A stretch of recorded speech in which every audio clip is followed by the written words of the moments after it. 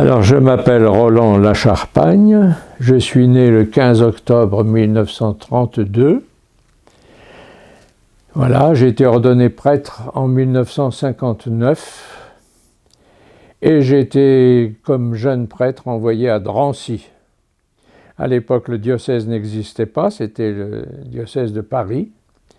J'étais donc vicaire à Drancy de 1959 à 1967. Et là, entre les deux, il y a eu la création du diocèse en 1966. Et donc l'évêque, le père Lecordier, m'a envoyé à Aulnay-sous-Bois, où je suis resté 12 ans, dans ce qui était un morceau de l'ancien diocèse de Versailles, où j'ai découvert des prêtres qui avaient été formés dans un autre séminaire que moi, etc. Enfin voilà, j'ai passé 12 ans à Versailles, dans le diocèse de Versailles, et c'est là que j'ai eu la responsabilité de créer une chapelle à la cité d'Aulnay 3000. Et au bout de 12 ans de présence à Aulnay-sous-Bois, j'ai été envoyé, l'évêque de l'époque, Monseigneur de Roubaix. Entre-temps, c'est Guy de Roubaix qui était arrivé. Il m'a demandé de venir le rejoindre à l'évêché pour prendre la succession de Louis de Laby, qui était chancelier à l'évêché. Donc j'ai été 12 ans chancelier de l'évêché de Saint-Denis. C'était le chancelier à l'époque, c'était à la fois le ministre des Finances et le juriste de l'évêque. On faisait les deux, on était à la fois chancelier et économe diocésain. Au bout de 12 ans de ce métier, j'ai été nommé à Bobigny, en même temps que j'étais délégué à la pastorale de la santé. Donc j'ai été vicaire à Bobigny quelques années, avec Georges Arnold, et ensuite j'ai succédé à Georges Arnold comme curé de Bobigny. Et puis entre-temps, le Guy de Roubaix était décédé, Olivier de Béranger était nommé. Il m'a demandé de quitter Bobigny pour aller à Montreuil. J'ai été à Montreuil pendant quelques années, à Saint-Pierre-Saint-Paul. Et là, j'ai fait un cancer. J'étais pendant 1 an en chimio, etc. Voilà. Et quand je suis sorti de cette passe un peu délicate, j'ai été passé 5 ans avec Jacques Meunier à Neuilly-sur-Marne. Et depuis maintenant 18 ans, j'ai quitté Neuilly-sur-Marne depuis 18 ans et je suis aumônier de la Maison des Petites Sœurs des Pauvres de Saint-Denis et en même temps, je suis archiviste du diocèse. Voilà.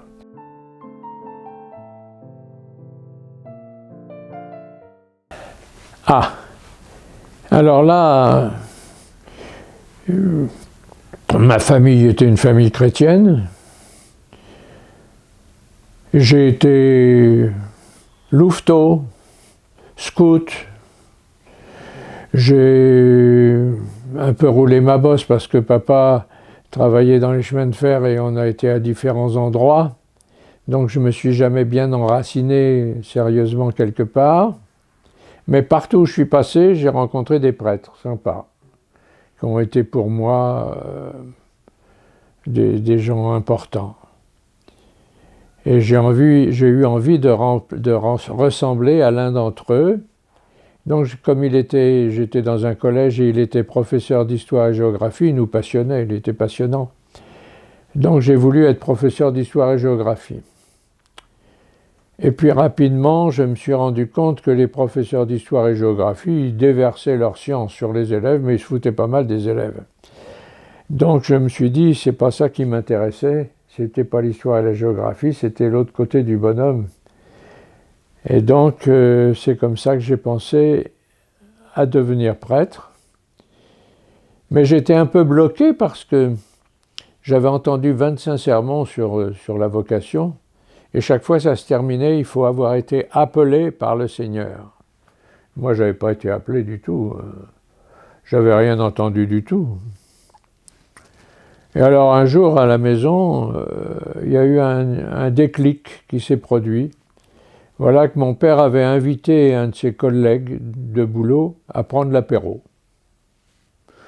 J'arrive, ça arrivait jamais, ça, qu'il y ait un collègue de mon père qui vienne prendre l'apéro, c'est rarissime, un truc qui n'existait pas, ça. Alors j'arrive là, et puis le gars me dit « Alors jeune homme, qu'est-ce que vous voulez faire dans la vie ?» Alors ben je lui dis « Je réfléchis, je voulais être prof d'histoire et géo, mais je suis pas sûr. » Alors, il y a un gars là, le papa d'un de mes amis, il s'occupe des jeunes délinquants, il va les voir en prison.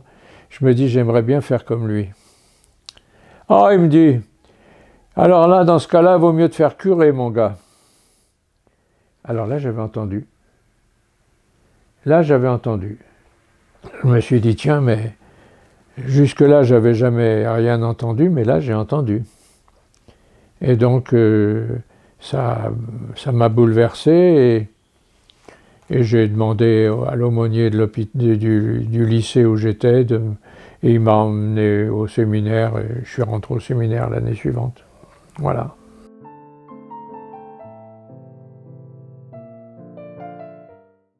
Arrivé à Drancy, je ne connaissais pas du tout ce milieu-là. Drancy, c'est très ouvrier. Tous les gars que je rencontrais vivaient des situations que moi je connaissais pas. Moi c'était confortable chez nous, tandis que chez eux souvent c'était difficile, tout ça. Enfin bref, j'ai fait un plongeon en monde ouvrier qui m'a un peu déboussolé et il m'a fallu un peu de temps pour arriver à comprendre tous les jeunes de Drancy. Alors heureusement, il y avait la JOC qui m'aidait, puisqu'il y avait, à la JOC, il y avait ce qu'on appelait des missionnaires du travail qui nous accompagnaient bien, quand nous, les jeunes prêtres, là, quand on faisait des fois des bêtises, hein, on ne savait pas trop comment faire notre boulot. Et donc, j'ai découvert la JOC, puis ensuite j'ai découvert l'ACO, l'Action catholique ouvrière. Et puis quand j'ai été nommé au 3000 à Aulnay, j'ai été amené à accueillir des gens venant de tout pays. Ça débarquait dans cette immense cité, ça débarquait de tous les pays du monde. Et donc j'ai découvert un diocèse multiculturel. Et bon, ben, on était au service de gens qui venaient de partout, de tous les coins du monde. C'était pas prévu au départ, mais ça c'est comme ça. Hein. Et puis ensuite, quand j'ai été à l'évêché de Saint-Denis pendant 12 ans, là j'ai connu les difficultés financières de notre diocèse. Notre diocèse est un diocèse très très pauvre. On a le denier du culte dans notre diocèse, c'est un des plus faibles de toute la France, parce que les gens sont pas riches, donc ils donnent ce qu'ils peuvent, mais ils ne peuvent pas donner beaucoup. Et donc j'ai découvert un diocèse qui, malgré sa pauvreté, faisait son travail de diocèse. Il y avait beaucoup de choses. Et donc là, j'ai rencontré toutes sortes de paroisses, puisque comme j'étais économe diocésain, j'allais dans toutes les paroisses du diocèse. Et là, je peux dire que j'ai vraiment découvert sur le terrain beaucoup de paroisses et beaucoup de gens. Et je me suis attaché à ces gens-là. Et puis j'ai rencontré beaucoup de prêtres avec qui je suis devenu ami. Enfin bon, voilà.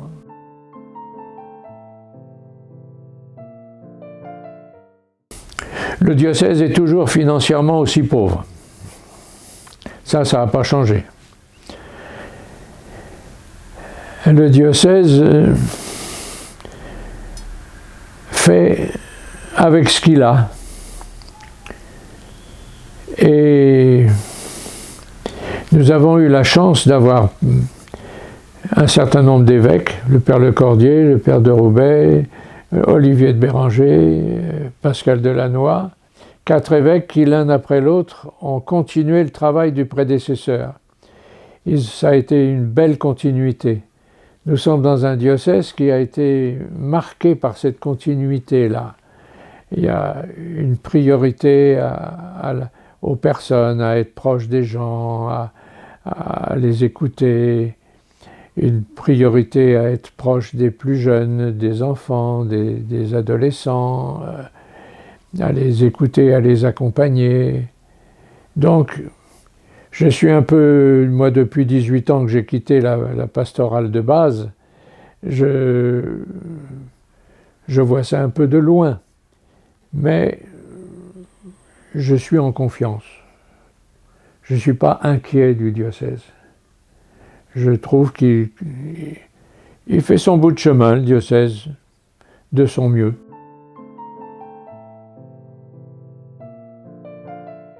Oui.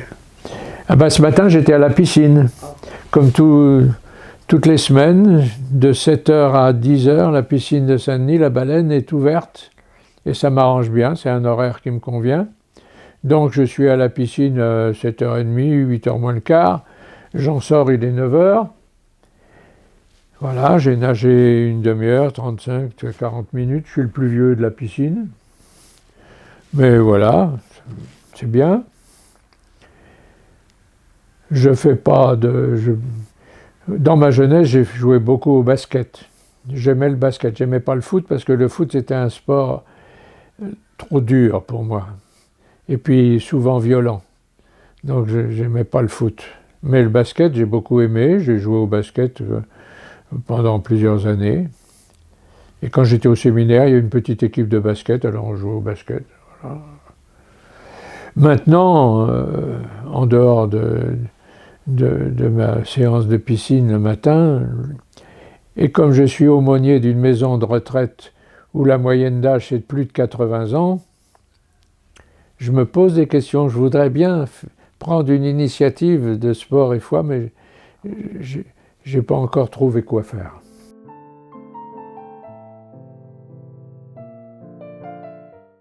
Ah ben, ça c'est certain. Hein.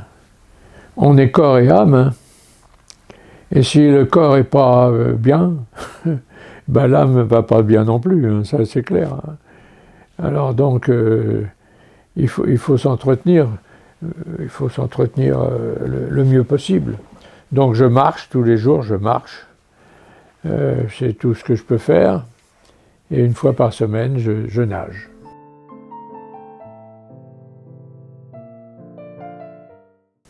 Je pourrais peut-être choisir Saint-Flavien, celui de Constantinople, parce que Constantinople, il y a beaucoup d'eau là.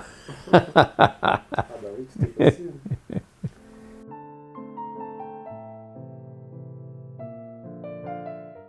Ben, faut qu'ils continuent à faire de leur mieux comme ils font, à accueillir le voisin, la voisine, à participer